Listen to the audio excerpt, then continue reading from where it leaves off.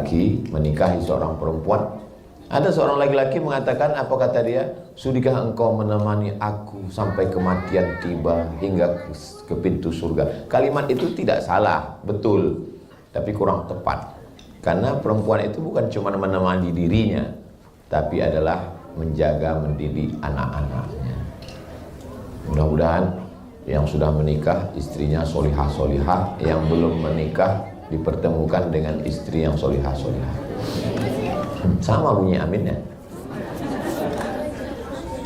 Jadi yang pertama sekali adalah memilihkan perempuan yang solihah.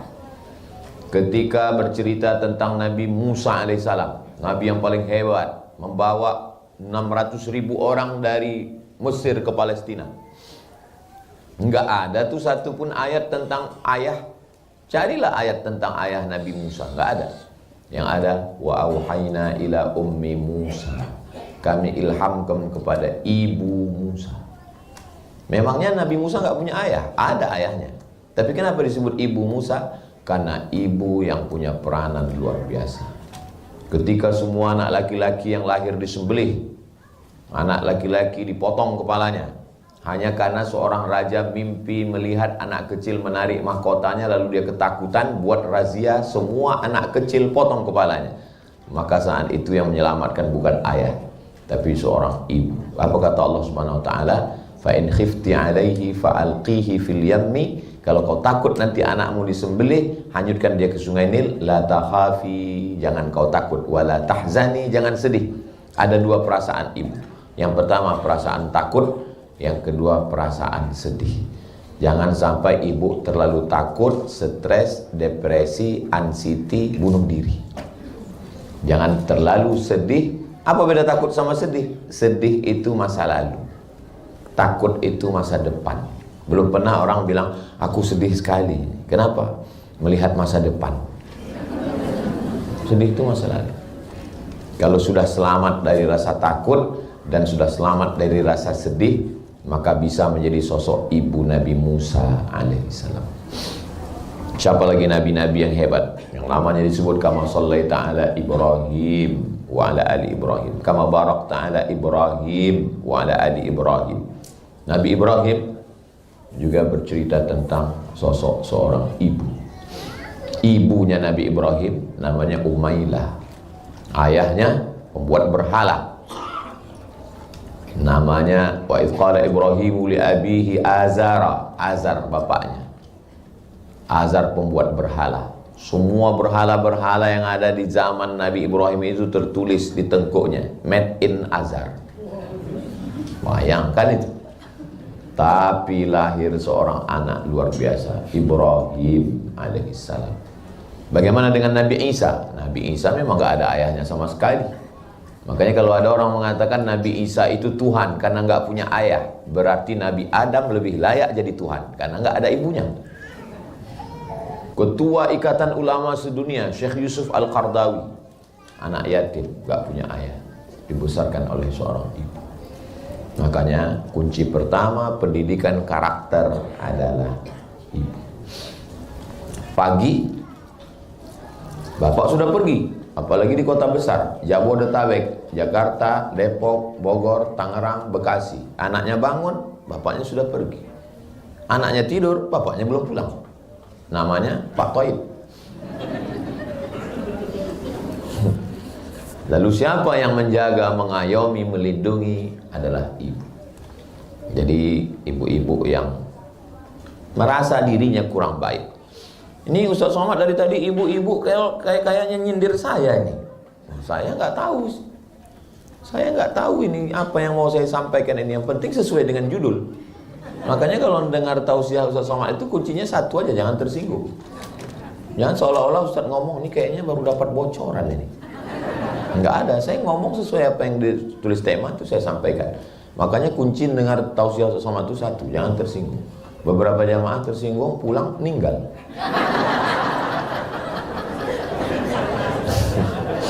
Bukan karena itu, ajalnya memang sudah sampai. Jadi ibu adalah kunci yang utama. Kalau ibunya baik, insya Allah anak baik. Al-baladut thayyibu yakhruju nabatuhu bi'izni rabbihi walladzi khabutha la yakhruju illa nakida. Tanah yang tandus akan mengeluarkan tanaman yang tandus, tanaman yang jelek. Tanah yang bagus akan mengeluarkan tanaman yang cantik dan indah, bunga-bunga. Kenapa bunga-bunga di depan ini cantik dan indah? Ya karena tanahnya bagus. Tapi kalau kita naik kereta api di Maroko, dari Casablanca ke Rabat, itu kanan kiri nggak ada bunga mawar, nggak ada bunga melati, yang ada kaktus. Bunga kaktus tumbuh di gurun pasir Sahara. Dilihat tidak menarik, dicium hidung bengkak. Itu ditanam di tanah yang tidak bagus. Siapa dia? Ya bunayya irkam ma'ana. Wahai anakku, mari naik ke atas perahu bapak. Apa kata anaknya? Sa'awi ila jabali ya'simuni minal ma'. Saya nggak perlu naik perahu bapak. Saya cukup naik ke atas bukit yang akan menyelamatkan saya. Nama anaknya Kan'an. Nabi sekalipun kalau ditanam benih yang bagus, kualitas bagus. Ini Ustaz Abdul Somad, bibit impor dari Malaysia. Ustaz suka makan durian. Iya, apa namanya? Musang King. Ditanam di tanah tempat kita, tumbuh jadi kucing king. Memang tumbuh juga dia. Saking pengennya makan ubi di Mesir, akhirnya dibawalah batang ubi.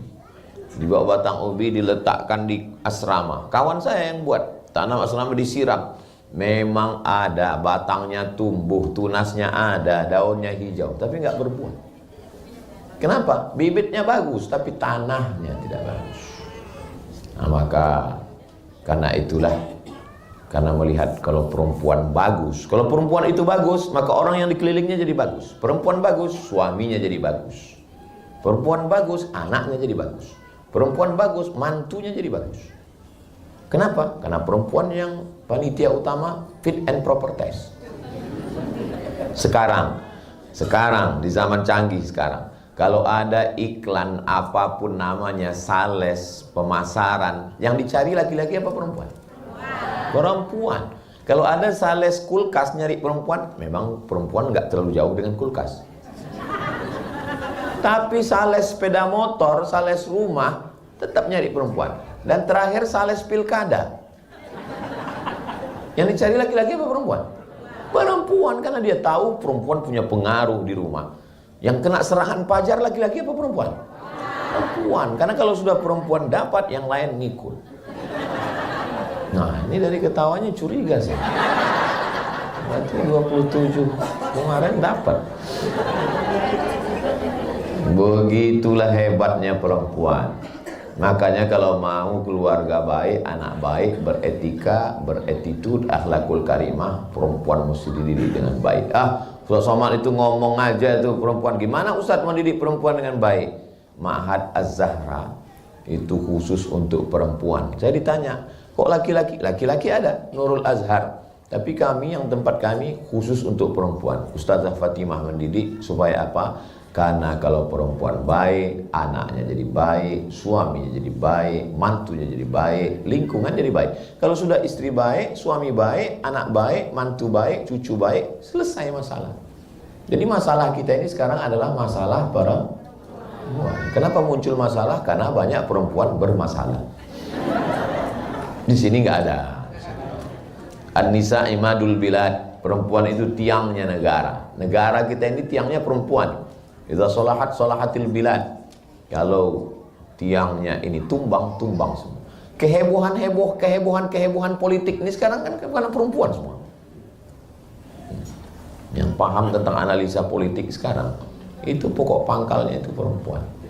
Nah, jadi ini yang pertama. Berapa yang Ustaz sampaikan sekarang? Ada 5 poin. Yang pertama sekali adalah perempuan mesti baik berdasarkan contoh-contoh tadi. Yang kedua, apanya lagi mesti baik?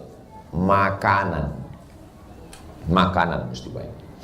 Baik pun perempuan, tapi kalau dikasih makanan yang tidak baik, makanan haram. Ustaz Somad ngomong, ya. Ustaz Somad melihat, ya. Ustaz Somad jalan, ya. Yang menggerakkan lidah, yang menggerakkan mata, yang menggerakkan telinga, otak. Selamat datang Ustadz. Ustadz Lukman adalah Ustadz yang dididik oleh perempuan yang luar biasa. Saya setiap ke Pontianak datang ke rumah ibu beliau. Ibu yang baik mendidik seorang Ustadz. Ibu kalau mau punya anak seperti Ustadz Lukman, nanti kursus dengan ibu Ustadz Lukman. Ustadz Ardi dididik perempuan. Ustazah Fatimah dididik seorang perempuan. Ibu saya ada di hadapan. Nanti minta 2 SKS, 16 tatap muka. Potong ujian akhir semester. Gimana beliau mendidik anak-anaknya. Nah, makanan ini pengaruhnya luar biasa. Dari mana manusia ini bisa melihat dengan tenang dan bisa mengenali orang? Kemarin video call dengan teman, nggak ada respon. Kita kalau video call respon, apa kabar Ustadz? Masya Allah, tabarakallah, kapan datang? Saya tanya, kok nggak ngerespon saya? Mohon maaf Pak Ustadz. Beliau mohon maaf, mudah-mudahan diberikan kesembuhan, kesehatan. Stroke itu penyempitan pada pembuluh darah sehingga darah tidak normal naik ke otak. Jadi kalau darah kita ini nggak normal naik ke otak, oksigennya kurang, darahnya kurang, maka otak ini tidak normal, tidak mengenali orang, bisa nggak kenal sama orang. Jangan-jangan nanti pas ibu datang ke kamar suami ibu nanya, kamu siapa? Tapi pas kawannya datang, ingat. Nah, itu bahaya. Kenapa saya bisa mengenali bapak ibu semua? Karena otak memerintahkan kepada mata, lihat. Hai Abdul Somad, ingat. Otak ini dapat darah dari mana? Dari jantung. Jantung saya berdegup dan berdetak. Jantung ini dapat darahnya dari mana? Dari makanan. Itu makanya sebelum saya ke ruangan ini, tadi saya dari lift mau langsung kemari. Ternyata Ustadz jangan langsung masuk dulu ke ruangan transit. Di situ ternyata banyak sekali makanan. Baru saya minum berapa teguk, kuenya 1, langsung diminta kemari.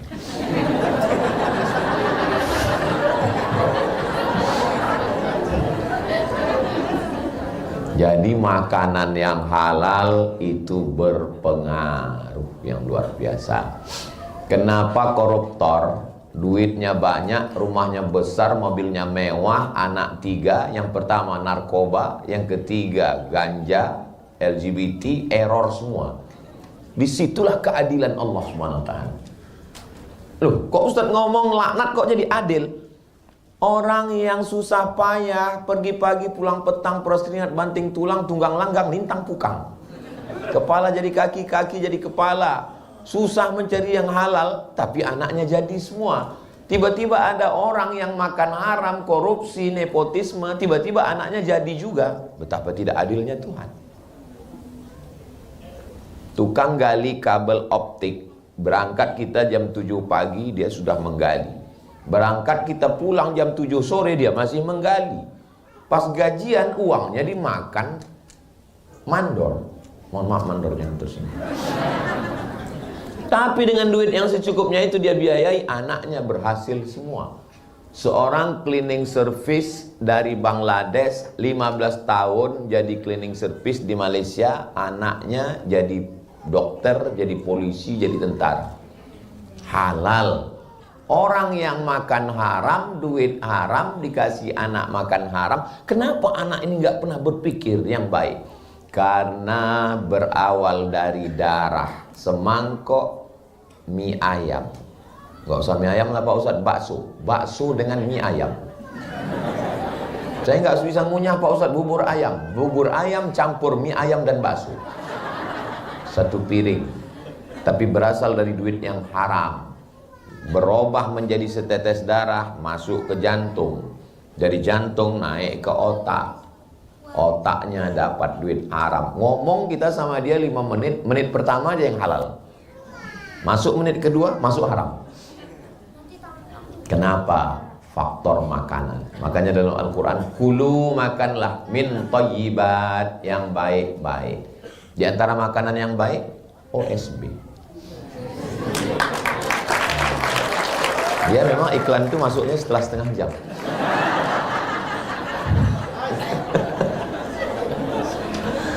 Jadi makanan yang baik ini mesti. Tadi saya kasih tahu berapa jurusnya tadi? 5 ya.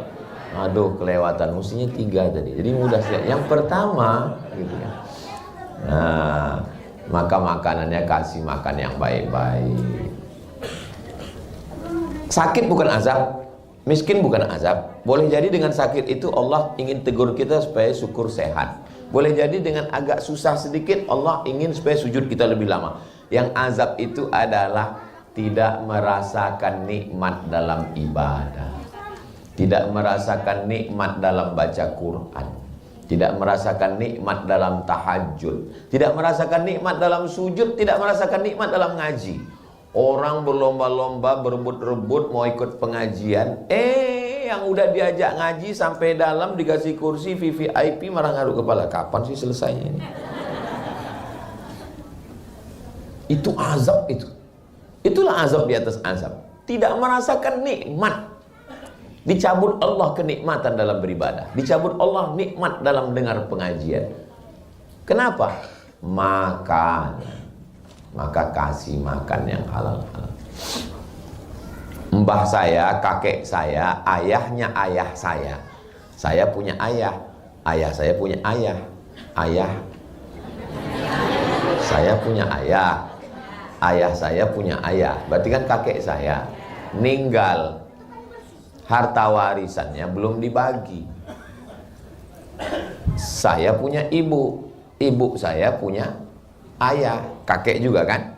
Kakek. Kata kakek saya dari pihak ibu saya, kalau bawa Abdul Somad ke rumah neneknya, kalau Abdul Somad ini cucuku dibawa ke rumah neneknya, tolong bawa nasi dalam rantang. Lemak saya, loh kenapa mesti bawa nasi? Itu kan rumah neneknya. Karena mereka belum bagi harta warisan. Aku nggak mau cucuku makan harta yang masih bercampur dengan harta orang lain.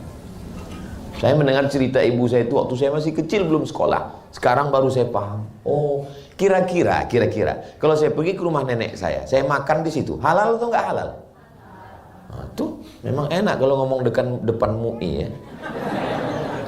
Halal. Yang saya makan nasi siapa? Nasi nenek saya, nasi bibi saya, nasi ayah saya. Tapi kata kakek saya, itu hartanya masih bercampur, belum dibagi. Harta yang belum dibagi dimakan secara fikih halal, tapi syubhat, samar-samar. Iya kalau semuanya izin. Sama seperti kita makan daging kurban pagi habis dipotong. Habis potong daging kurban sapi, kambing, kerbau banyak. Tiba-tiba ibu datang ambil 5 kilo. Habis itu cincang, potong, masak sup. Yummy. Itu yang dimakan daging punya siapa? Kan belum dibagi. Wah, panitia kurban gawat juga ini.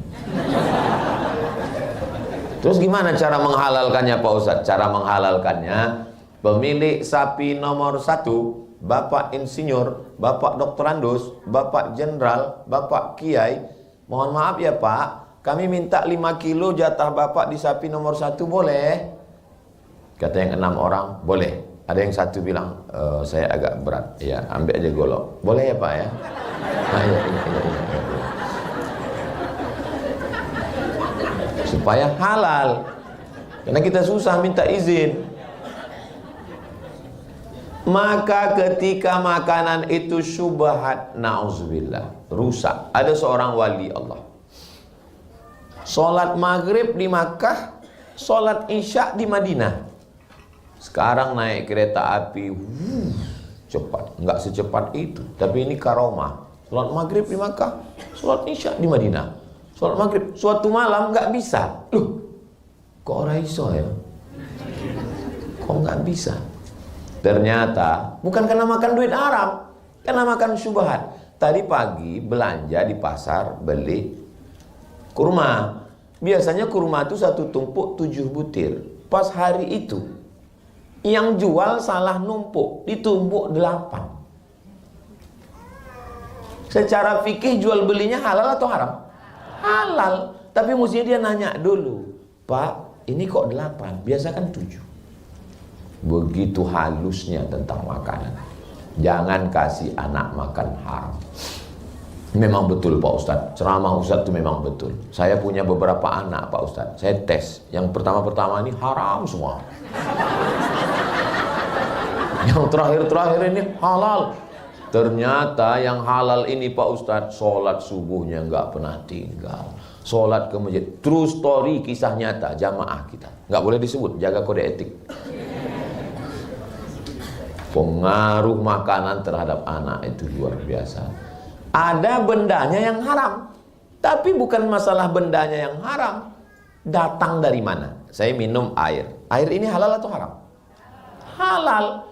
Tapi air ini bisa jadi haram karena sumber membelinya haram. Saya kalau diundang ceramah di bank konvensional, setiap saya diundang di bank, apa itu Ustaz Somad itu? Halal, halal, halal. Setiap diundang ceramah di bank konvensional, dia datang terus. Memang saya datang untuk ceramah ini. Saya cuma mau nyampaikan, kalian yang di bank konvensional makan haram. Makanya saya setiap diundang di bank konvensional, pasti nggak diundang lagi. Cerita haram. Dikasih minum, nggak saya minum. Dikasih kue, nggak saya makan. Dikasih nasi kotak, saya bawa pulang. Di lampu merah saya kasih ke fakir miskin. Dikasih duit saya ambil. Saya serahkan ke yayasan tabung wakaf umat. Karena duit haram. Bapak mana tahu nabung di bank konvensional 1 triliun dapat bunganya 1 miliar. Itu jangan diambil. Jangan kasih ke istri. Kasih ke lembaga yang dinikmati orang banyak, masoleh ammah. Tapi kalau mau ngasih ke ustadz, ke kiai, ke tuan guru, bawa aja, kasih aja. Jangan ngomong kasih aja langsung. Jangan ngomong begini Pak Kiai, ini ada beberapa uang haram.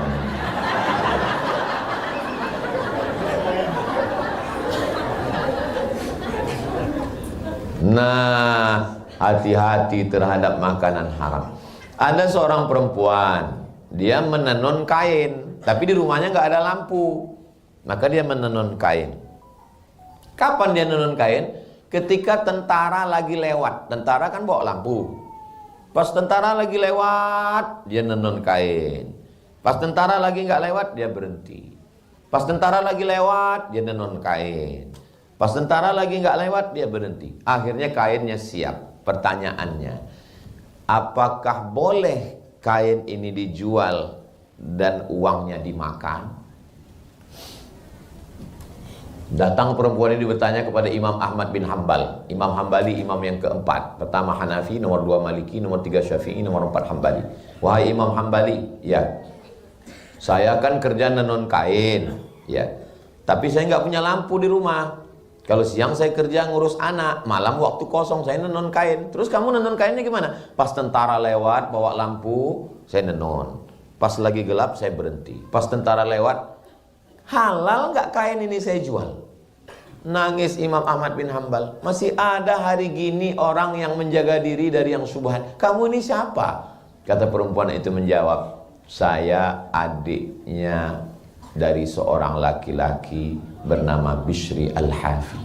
Bishri Al-Hafi salah seorang wali Allah yang taubat, menjaga diri dari syubhat. Apa kata Imam Ahmad bin Hanbal? Ternyata dari rumah Bishri Al-Hafi masih lahir seorang perempuan yang menjaga anaknya tidak mau makan haram.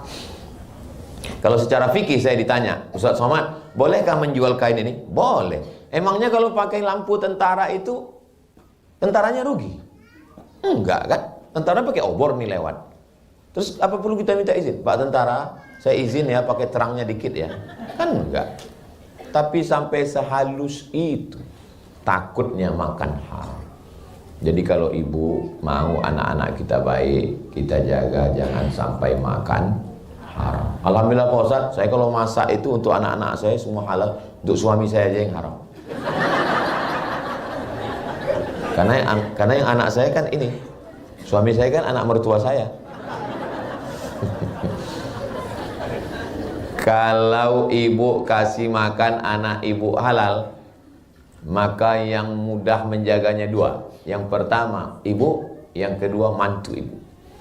Tapi kalau ibu kasih anak ibu makan haram, dua perempuan menderita. Yang pertama ibu, yang kedua mantunya.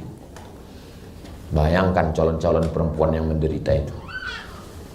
Betul kata Pak Ustadz, suami saya ini pun luar biasa Pak Ustadz. Jangan-jangan dia makan haram dulu. Saudara yang dimuliakan Allah Subhanahu wa Ta'ala. Pertama, perempuan. Yang kedua, makanan halal. Yang ketiga, maka bapaknya memberi tauladan contoh. Saya berangkat dari Riau habis sholat subuh. Habis sholat subuh sampai di kisaran Sumatera Utara azan maghrib 12 jam. Masuk ke kamar hotel, datang Sami, anak saya, mau minta kerupuk yang ada di pojok kamar. Pojok kamar hotel kan ada kerupuk. Kerupuk. Karena saya capek mau ke toilet, saya ambil kerupuk. Dekat ini, saya lempar dikit. Lempar. Kecuali jauh gitu, dekat, lempar dikit. Terus bilang, kasih ke Uma. Dia ngasih ke Uma, dilemparnya juga. Apa kata Ustazah Fatimah? Anak mengikut bapaknya. Karena saya mau ke toilet, enggak payah jalan dikit, ya saya lempar dikit aja. Dia pun mengasih ke Uma, dia lempar juga. Begitulah anak itu merekam apa yang kita lakukan. Jadi nggak bisa kita melarang, jangan main handphone, jangan main handphone. Dia merekam, dia lihat. Nah, dia main. Pas kita bilang, dia akan balik. Nanti kalau dia udah pandai ngomong, dia akan nanya, Bapak kok main handphone? Bapak sudah dewasa. Nggak bisa. Makanya Bapak kalau main handphone di toilet. Karena mereka akan melihat apa yang kita lakukan, apa yang kita kerjakan, apa yang mereka lihat. Daya rekamnya amat sangat kuat. Begitulah merekam orang tua. Jangan sampai anak kehilangan sosok laki-laki dalam hidupnya. Ibunya perempuan, kakaknya perempuan, temannya perempuan. Akhirnya dia jadi nauzubillah. Pas ditanya jenis kelamin, kamu laki-laki apa perempuan? Saya perempuan yang terjebak di tubuh laki-laki. Nauzubillah itu. Jangan sampai dia kehilangan sosok bapak dalam dirinya. Ustaz Somad ini ngomong-ngomong bapak, dia sendiri jarang di rumah. Saya ini hari Jumat, hari Sabtu, hari Ahad, hari Senin saya wajib pulang ke rumah. Senin sore sampai di rumah malam Selasa. Selasa, Rabu, Kamis saya tetap di rumah. Saya tetap gendong anak, saya tetap bawa jalan. Yang terakhir saya gendong, saya bawa pakai mobil, ada tamu datang, saya gendong, saya bawa jalan. Pokoknya yang lihat Instagram saya tahu lah. Berarti belum follow. Jangan sampai anak kita kehilangan sosok, Pak. Nanti di hari tua, pas hari libur Bapak pergi kemana? Mancing. Memangnya nanti kalau Bapak tua datang kawan mancing itu, dia pun tua juga. Bro gimana? Aku pun tua juga katanya. Siapa yang akan bawa kita ke masjid? Siapa yang akan menyuap makan kita? Kita nggak bisa makan. Kita telepon kawan kita, video call sama kawan mancing. Gimana? Kau bisa nyuap? Aku pun minta suap juga katanya. Tolong para pemancing mania jangan tersinggung. Saya mancing juga, mancing keributan. Jadi sosok ayah nih jangan sampai tahu saya, kita ini sibuk semua, laki-laki pejuang, tapi ada waktu khusus untuk anak-anak kita ini. Kosongkan waktu. Laki-laki sekarang sebelum azan subuh sudah pergi keluar rumah. Zaman dulu sampai ada ungkapan jangan sampai rezeki dipatok ayam. Zaman dulu artinya apa? Karena banyaknya orang tidur sampai ayam. Zaman sekarang lebih dulu orang daripada ayam. Ayam pun heran, kok gitu-gitu banget ya kata ayam.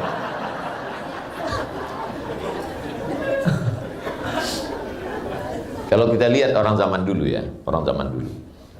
Bangun pagi, sempat ke masjid sholat berjamaah. Pulang ke rumah sarapan. Habis sarapan bawa sapi pergi membajak sawah. Nanti zuhur makan sama anak istrinya di pondok di tengah sawah. Nanti sebelum asar sudah pulang, asar di rumah, maghrib di rumah, isya di rumah, bawa anak ke surau, langgar musola, ngajar ngaji. Sekarang sebelum azan subuh sudah pergi, subuh ketinggalan macet, zuhur meeting, sore asar masih lagi lanjut, apalagi akhir tahun, macam-macam program. Maghrib macet, isya lelah, berhari-hari, hari jadi pekan, pekan jadi bulan, bulan jadi tahun, akhirnya pensiun. Berapa kita sudah kehilangan kesempatan? Apa sebetulnya yang mau dicari? Orang zaman dulu sempat bersosialisasi dengan tetangga, masih sempat melihara burung perkutut, masih sempat ngasih ikan di kolam, masih bersosialisasi dengan jamaah masjid. Ke masjid nggak pernah, ketemu keluarga nggak pernah, punya duit banyak pun nggak pernah sempat dimakan. Begitu mau dimakan, mau makan kolak, diabetes. Mau makan kambing, itu banyak yang ngaku. Mau makan emping melinjo, asam urat.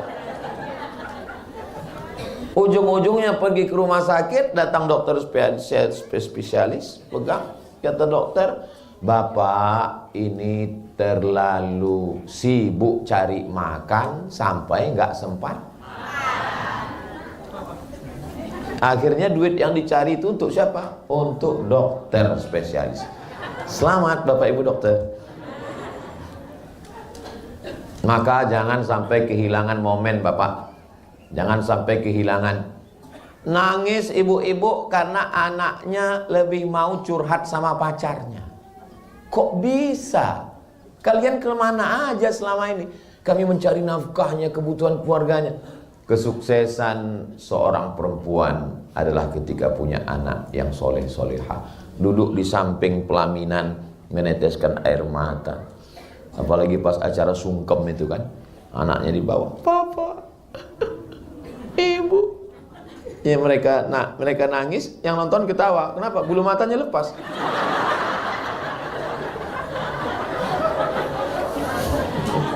Makanya kalau mau nangis, lihat-lihat dulu, pakai lem Alteco.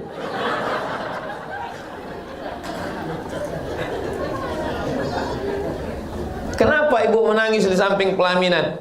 Tugas kami sebagai orang tua sudah selesai Pak Ustadz. Kata siapa tugas kalian selesai?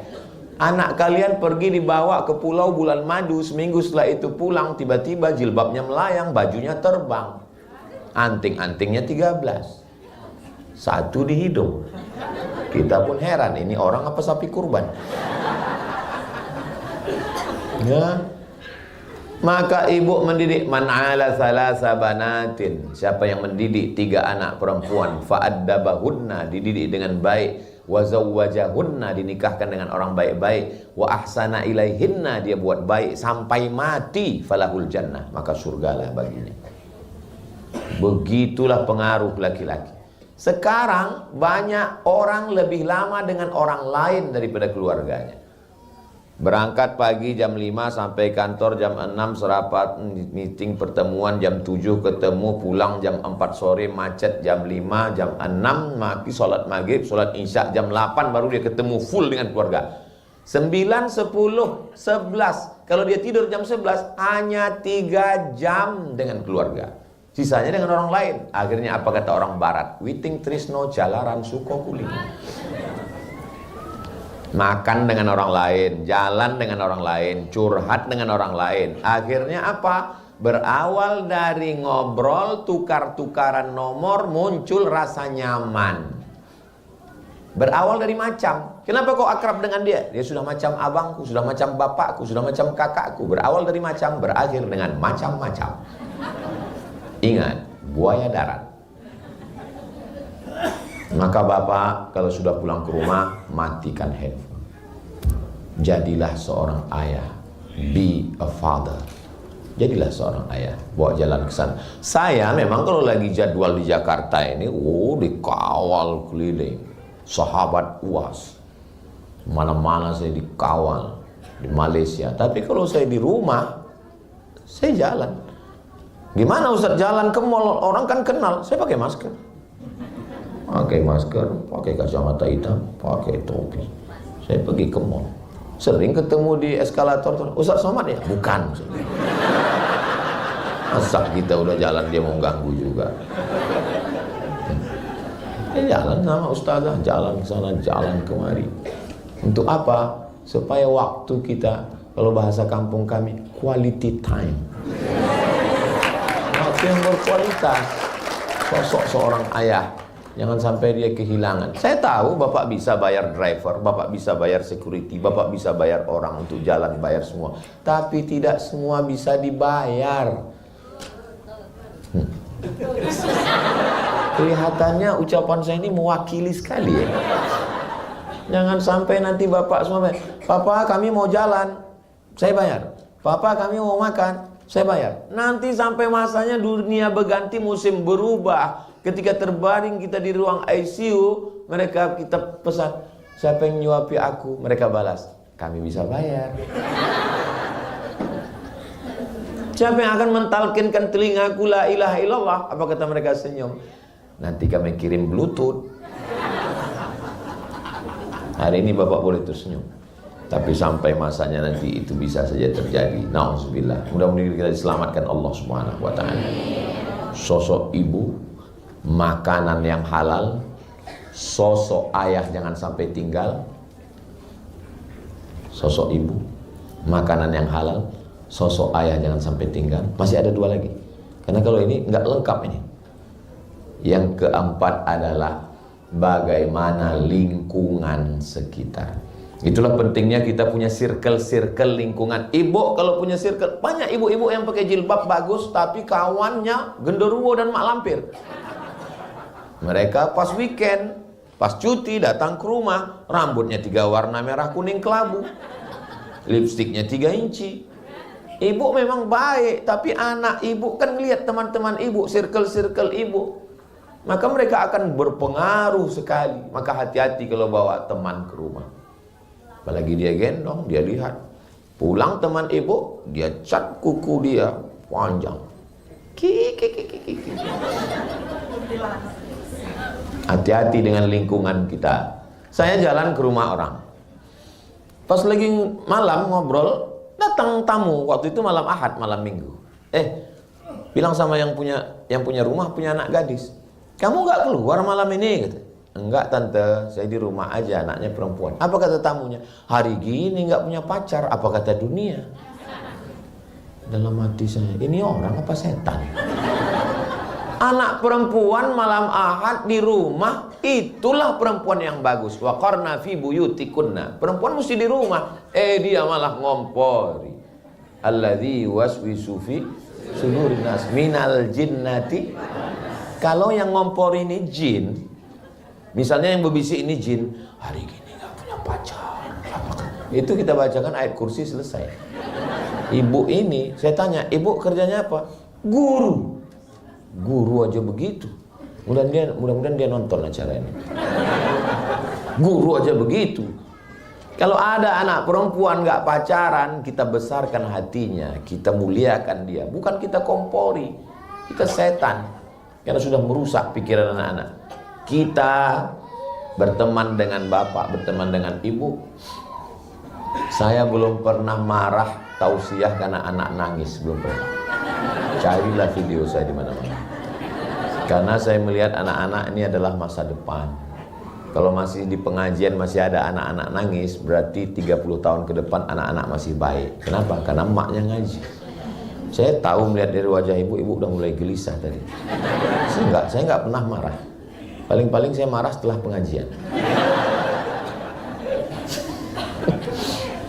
Yang terakhir, ibu, makanan, bapak, lingkungan. Yang terakhir, doa. Doa ini luar biasa. Nabi-nabi yang hebat aja doanya, Rabbi habli minas shalihin, Rabbi habli min ladunka dzurriyyatan thayyibah, Rabbana hab lana min azwajina wa dzurriyyatina qurrata a'yun waj'alna lil muttaqina imama. Nabi punya anak Sayyidatuna Fatimah, Sayyidatuna Fatimah punya anak Sayyidina Al-Hasan, Sayyidina Al-Husain, tetap dia doakan, wa'idzukum bi kalimatillahi tammati min kulli syaitanin wa hamma min kulli ainin lamma. Ustaz Somad, ini anak saya tolong kasih kurma tahnik Ustaz. Saya kasih kurma, saya doakan. Mana tahu bapak ibu mereka tahu nih keluarga besar OSB, lalu nanti mereka tahu dari OSB ya, iya. OSB ini sering pengajian, murid-murid Ustadz Lukman dan Ustadz Ardi nih, iya. Tolong doakan anak saya. Jangan jawab nggak tahu, doakan. Tapi saya nggak hafal doanya Pak Ustadz. Nggak usah kuat-kuat, pakai bahasa Indonesia.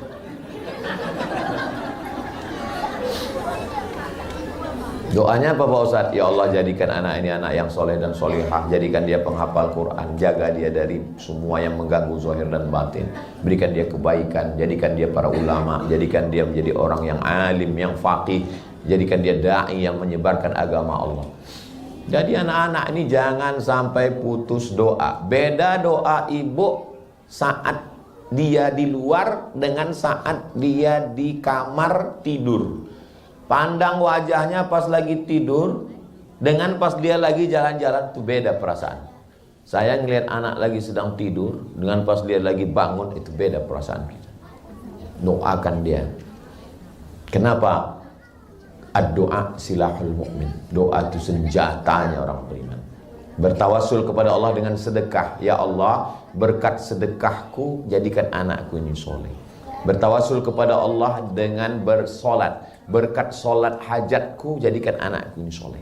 Bertawasul dengan bacaan Al-Quran. Berkat bacaan Al-Quranku, khatamanku jadikan anak ini soleh. Sependek-pendek tawasul dengan Al-Fatihah. Berkat bacaan Al-Fatihahku jadikan anakku ini anak soleh. Sekarang orang banyak tidak berdoa lagi. Kalau saya nggak bisa berdoa, ya saya aminkan doa orang lain. Habis selesai sholat, imam baca doa, saya baca amin, amin. Sekarang orang banyak yang nggak baca doa lagi. Selesai sholat, pas ditanya, kok nggak berdoa? Doa yang lamanya belum makbul Pak Ustaz. Apa ini? Kita tidak pernah bosan berdoa. Minta doakan sama ulama. Ada Ustadz Lukman, doakan. Ada Ustadz Ardi, doakan. Ada Ustadz Somad, doakan. Supaya apa? Nggak tahu kita dari mulut yang mana keberkahan itu diturunkan Allah Subhanahu wa taala. Ada orang-orang yang solihah, yang baik-baik, kita datang, kita tahu anaknya baik-baik, keluarganya baik, tolong doakan anak saya. Setiap tamu-tamu, kiai-kiai, ustadz-ustadz, tuan-tuan syekh, tuan-tuan guru yang datang, siapapun yang datang ke rumah, pasti saya bawakan anak saya. Tolong doakan. Khalas, kata mereka, Ustaz Abdul Somad, kamu sudah doakan anak saya. Minta baca, minta hembus, minta. Karena begitu kami dulu dididik oleh orang tua. Saya pergi ke Medan. Dulu almarhumah mak kemana ceramah tausiah saya bawa. Sampai di Medan, nginap di hotel Jalan Sisingamangaraja. Ada tamuku katanya. Di mana? Itu tamunya datang. Terserah, mau di kamar boleh, mau di lobi boleh. Di lobi aja lah. Di lobi, saya biarkan mereka duduk ngobrol. Lalu saya tetap nguping apa yang dibicarakan. Rupanya temannya nanya, apa kau doakan anakmu? Kata mak saya, anakku setiap malam aku minta kepada Allah, ya Allah sehatkan dia, Al-Fatihah, panjangkan umurnya, Al-Fatihah, murahkan rezekinya, Al-Fatihah, jaga hatinya, Al-Fatihah. Berapa kali? 100 kali kata mak saya. Dia nggak pernah cerita sama saya. Waktu itu saya bilang, mak 100 kali banyak juga itu. Jadi ibu sanggup 10 kali alhamdulillah, 20 kali alhamdulillah, 30 kali alhamdulillah. Ada jamaah, Ustaz Somad tadi saya lewat di rumah emak Ustaz. Oh ibu tahu rumah emak saya? Ya selalu, karena dulu waktu Ustaz pergi-pergi saya selalu datang ke rumah. Terus saya pernah nanya dia, apa doa emak untuk anak emak? Somad itu kalau dia di rumah malam-malam, aku di depan kamarnya, aku doakan dia, ku zikirkan dia la ilaha illallah 1000 kali, 2000 kali, 3000 kali. Saya tahunya setelah dia meninggal. Bukan dia ngomong saya pas lagi marah, kau sudah kudoakan 1000 kali, kenapa kau nggak pernah balas? Bukan, nggak pernah dia ngomong. Jadi maksud saya, ibu doakan saja sampai siapapun tak tahu, hanya ibu. Justru setelah ibu meninggal baru tahu dari mulut orang lain. Itu dalam. Ada juga kadang orang tua ini berdoa, dihidupkannya dulu streaming. Ya Allah. Saya kok belum ada yang like ya? Rupanya paket habis.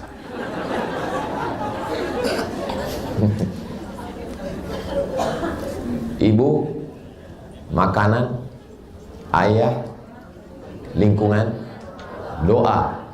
InsyaAllah 5 ini kita amalkan.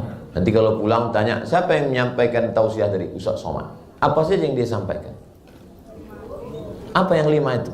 Aku pun gak ingat apa dia.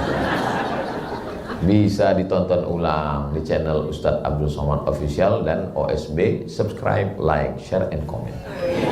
Nah, jadi saya mulai jam 4:05, sekarang sudah jam 5:05.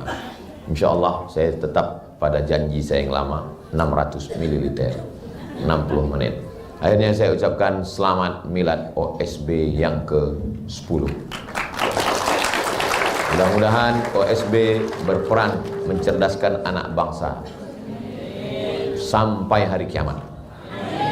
Tahniah untuk Ustadz Ardi, untuk Kak Ziah, beserta semua keluarga besar yang tak dapat saya sebutkan. Aku lu qauli hadza astaghfirullah li wa lakum. Wassalamualaikum warahmatullahi wabarakatuh. طيب الحمد لله. جزاك الله خير. طيب. شكرا. لو سمحت تدعو إعلان تبرع لهذا قطعة الأرض. ماشي إن شاء الله.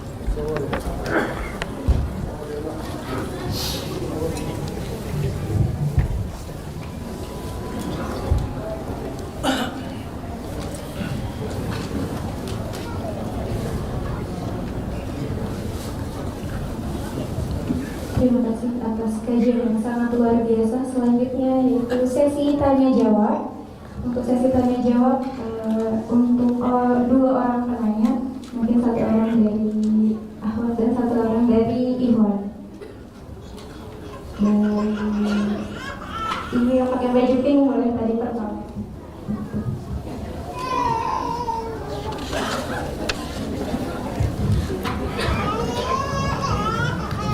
Bismillahirrahmanirrahim. Assalamualaikum warahmatullahi wabarakatuh. Waalaikumsalam. Nama saya Citiko dari Lampung, Ustaz. Yang ingin saya tanyakan di sini, bagaimana cara seorang anak untuk menunjukkan baktinya pada ayahnya yang sudah meninggal? Di sini anak saya ini ayah kandungnya sudah meninggal, Ustaz. 10 tahun yang lalu, suami saya yang pertama, kemudian suami saya yang kedua juga meninggal 40 hari yang lalu. Nah, di sini anak saya ini, kami berdua sangat mencintai ayah sambungnya gitu ya, Ustaz, suami saya yang kedua. Anak saya ini bertanya untuk yang kandung kan amal soleh ya, doa anak soleh itu nyambung gitu, Ustaz. Nah, yang untuk yang kedua itu ayah sambungnya bagaimana, Ustaz? Itu yang ingin kami tanyakan. Assalamualaikum warahmatullahi wabarakatuh. Waalaikumsalam warahmatullahi wabarakatuh. Kalau saya meninggal, kemudian bapak ibu mendoakan saya, Allahumma ighfir lahu warhamhu, sampai atau enggak sampai? Itu sampai. Ibu kan bukan anak saya. Kok doanya sampai? Gara-gara hadis dalam Sahih Muslim, idza matal insan, kalau manusia mati, inqata'a, putus, illa min salasin, kecuali 3, shadaqatin jariyah, sedekah jariyah, atau ilmin yuntafa'u bih, ilmu yang bermanfaat, aw waladin salihin yad'ulah, anak soleh. Maksud hadis itu bukan yang sampai itu cuman doa anak soleh, bukan itu maksudnya. Buktinya doa ibu ke saya sampai, doa bapak ke saya sampai. Terus maksud hadis itu apa? Maksudnya kalau saya mati, amal saya putus, tapi amal orang lain ke saya putus atau enggak? Enggak putus. Kalau ibu mendoakan saya, Allahumma fir Ustaz Abdul Somad, Allahumma fir lahu warhamhu, sampai. Yang putus itu amal saya. Saya enggak bisa tausiah lagi. Hari ulang tahun OSB, hadirilah tausiah almarhum Abdul Somad, acara live streaming. Inilah jamaah ini, kita cerita mati dia ketawa. Jaga juga lah perasaan saya. Jadi maksudnya itu amal orang meninggal putus, tapi amal orang hidup tetap nyambung.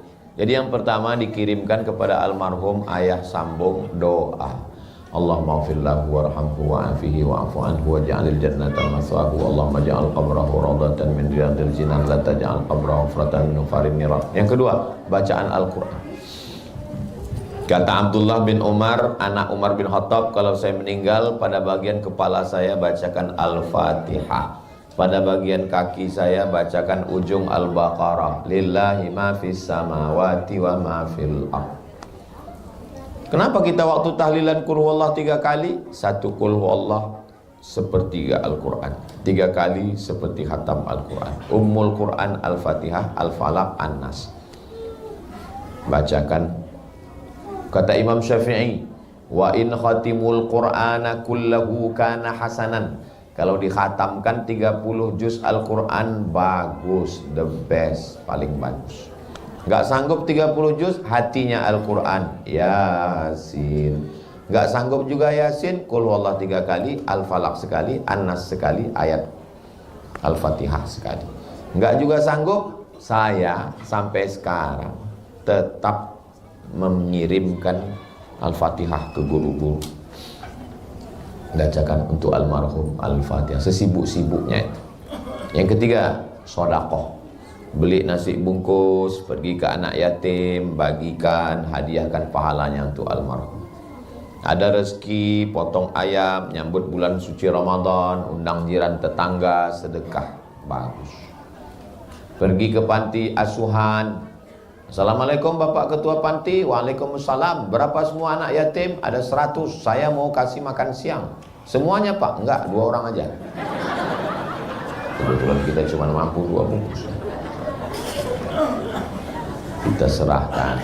Keempat, membantu pembebasan tanah, pondok pesantren, Yayasan Tadabbur Quran Indonesia, Jalan Gandasari nomor 143, Desa Gandasari, Kecamatan Katapang, Kabupaten Bandung, Kumaha, Damang, Provinsi Jawa Barat. Tanah wakaf Ma'had Tahfiz dan Tadabbur Quran. Nama yang mewakafkan Haji Suhana. Alamat tanah wakaf Panenjuan, Ciapus, Banjaran, Bandung, Jawa Barat. Luas tanah 265 tumbak, 3.710 meter. Rekening BSI 212-245-9994 atas nama Yayasan Tadabbur Quran. Ingat, hidup boleh berhenti, amal jariah mengalir walau sesudah mati. Segera berwakaf, malaikat maut sudah dekat. Hadiahkan wakafnya untuk almarhum, almarhumah sampai. Kebetulan ada rezeki pergi umroh. Umroh yang pertama untuk diri sendiri, umroh yang kedua pergi ke Tanim atau ke Ji'ranah atau ke Hudaybiyah atau ke Sail Al-Kabir. Labbaik Allahumma umroh an fulan bin fulan. Doa sampai, baca Quran sampai, tahlil sampai, sedekah sampai, wakaf sampai, umroh sampai, haji sampai. Apalagi yang sampai, kurban. Bismillahi Allahu Akbar an fulan bin fulan. Sampai. Perbuatan baik kita sampai. Apalagi yang sampai, puasa. Man mata, siapa yang ninggalu alaihi siyamun, punya utang puasa, soma'an huwaliyuhu, ahli warisnya mengirimkan puasa untuknya. Sampai. Maka amalan-amalan yang sampai ini kita laksanakan, hadiahkan untuk almarhum. Kita tidak pernah putus hubungan. Hubungan saya dengan almarhumah ibu saya nggak putus. Dengan nenek saya, dengan kakek saya nggak putus. Setiap sekali saya ceramah sampai kepada mereka. Guru saya juga begitu. Dengan jamaah juga nggak putus. Apakah kalau saya mati meninggal putus hubungan kita? Tidak. Walaupun saya mati, Bapak Ibu ulang tahun OSB yang ke 120 tahun. Ini Bapak Ibu jangan senyum, kalian udah meninggal juga waktu itu. Akan tetap mengalir. Mereka bacakan untuk para pendahulu kita, untuk Ustadz Abdul Somad, mereka kirimkan sampai.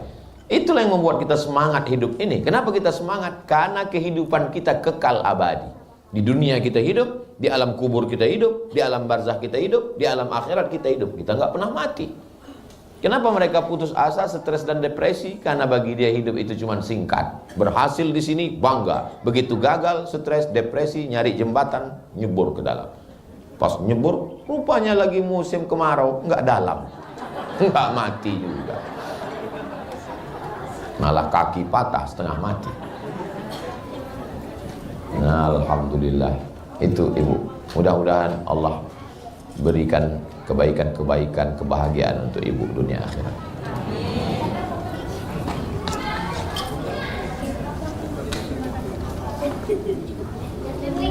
Terima kasih atas jawabannya untuk Ustaz Abdul Somad. Untuk ibu yang tadi bertanya, kita ada goodie bag.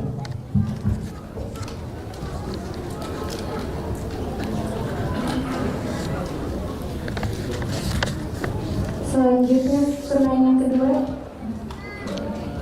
apa yang pakai peci putih?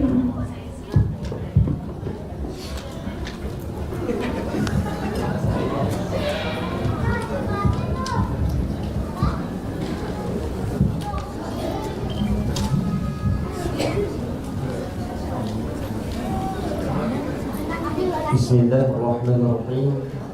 Perkenalkan Ustaz, nama saya Muhammad Hafiz, asal Tanjung Balai, Sumatera Utara. Yang ingin saya tanyakan Ustaz mengenai perkara tentang lingkungan tadi Ustaz. Seperti yang Ustaz berikan contoh tadi, Nabi Nuh terhadap anaknya, yaitu anaknya tadi tidak ditempatkan di tanah yang baik. Yang ingin saya tanyakan Ustaz, lantas bagaimana? Maaf Ustaz, Nabi sekalipun kalau tidak ditanam di tanah yang bagus, maka akan tak bagus hasilnya. Kira-kira begitu tadi perkataan yang Ustaz sampaikan yang bisa saya catat. Yang menjadi pertanyaan saya Ustaz, lantas bagaimana dengan sosok Nabi Muhammad yang dimana beliau itu diletak di tanah yang dikenal sebagai tanah jahiliyah Ustaz. Mungkin sekian pertanyaan saya. Semoga sehat selalu Ustaz. Amin. Barakallahu fikum. Fikum Terima barakallahu. kasih. Datang dari Tanjung Balai. Tanjung Balai itu letaknya di Sumatera Utara. Ada pantun untuk Tanjung Balai itu. Tanjung Balai teluk nibung, tembak lantai kena hidung. Tembak lantai kena hidung maksudnya kentut. Lantai yang ditembak kan hidung yang kena. Nabi Muhammad itu kan tinggalnya di lingkungan kafir musyrik jahiliyah. Ayahnya Abdullah. Abdullah nama ayahnya, Aminah ibundanya. Abdullah hamba Allah, Aminah perempuan yang amanah. Ketemu hamba Allah dengan perempuan yang menjaga amanah, lahirlah anak terpuji di langit dan di bumi, Muhammad sallallahu alaihi wasallam. Itu simbol. Kalau mau anak kita terpuji di langit dan di bumi, maka bapak jadilah Abdullah. Tapi jangan pulang dari sini ibu semua ngomel, pantasan anak kita tidak terpuji karena kau bukan Abdullah. Bapak pun juga balik, pantasan anak kita tidak terpuji karena kau bukan Aminah. Akhirnya perang dunia ketiga.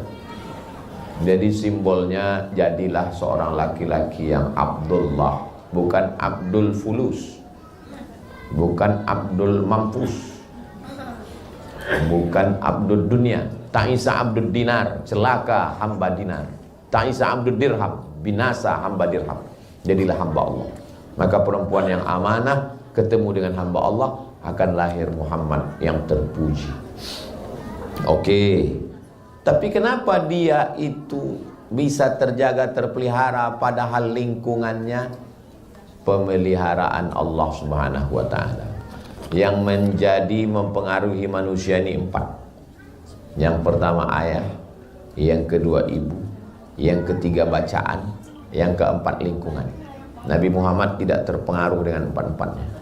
Ayahnya meninggal ketika dia belum lahir. Ibunya meninggal ketika dia dalam usia perlu ibu. Dia tidak terpengaruh oleh bacaan karena dia tidak bisa membaca. Dan dia tidak dipengaruhi lingkungan karena Allah ingin menciptakan dia, dan kalam yang keluar dari mulutnya itu tidak dipengaruhi apapun. Saya ngomong ini karena dipengaruhi sekolah saya. Karena saya bisa baca, saya belajar di Azhar. Tapi Nabi Muhammad betul-betul datang dari Allah. Yasin wal Qur'anil Hakim innaka laminal mursalin. Utusan Allah, dijaga Allah. Wa ma yantiqu anil hawa, dia tidak bicara mengikut hawa nafsunya. In huwa illa wahyun yuha, melainkan dari wahyu yang dikirimkan Allah Subhanahu wa taala. Dadanya dibelah, dihilangkan darah-darah hitam. Setiap dia keliru langsung diluruskan oleh malaikat. Sedangkan kita bukan nabi. Maka kita berusaha untuk berjihad melawan hawa nafsu. Bapak baik, ibu baik, makan baik, lingkungan baik, didoakan, itu ikhtiar dari kita. Nabi Muhammad itu dijaga Allah Subhanahu wa taala, karena kalau dia rusak berarti Al-Qur'an juga rusak, ajaran Islam rusak. Ajaran Islam itu murni, tidak terkontaminasi apapun karena penjagaan Allah. Nabi Muhammad itu maksum, terpelihara. Wallahu ya'simuka minan nas. Allah menjaga engkau, wahai Muhammad sallallahu alaihi wasallam. Tapi ajaran dia yang saya jelaskan tadi mengajarkan kepada kita supaya kita menjaga anak-anak ini dengan 5 yang saya sampaikan. Ibunya baik, makanan baik, bapaknya baik, lingkungan baik, dan didoakan, barulah turun penjagaan dari Allah Subhanahu wa taala. Demikian, wallahu a'lam.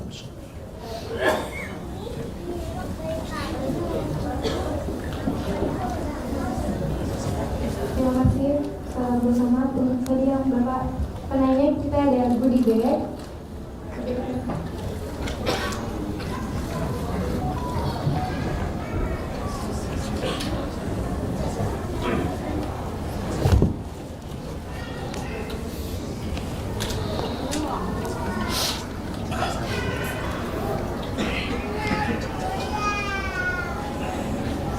Acara selanjutnya ialah sesi dokumentasi.